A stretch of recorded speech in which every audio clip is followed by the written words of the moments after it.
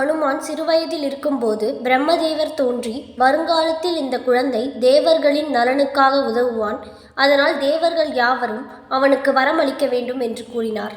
உடனே இந்திரதேவர் தோன்றி தன் கழுத்தில் அணிந்திருந்த தாமரை மலர்களால் செய்யப்பட்ட மாலையை அனுமனின் கழுத்தில் சூட்டி, வஜ்ராயுதத்தால் உன்னை யாராலும் வெல்ல முடியாது என்று வரமளித்தார்.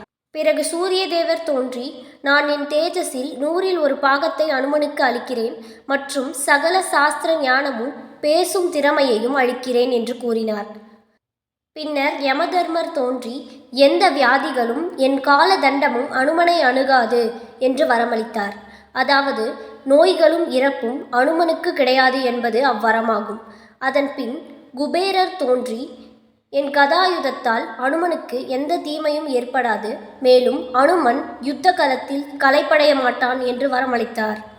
பிறகு விஸ்வகர்மர் தோன்றி, என்னால் செய்யப்பட்ட எந்த ஆயுதத்தாலும் அனுமன் கொல்லப்பட மாட்டான் என்று வரமளித்தார்.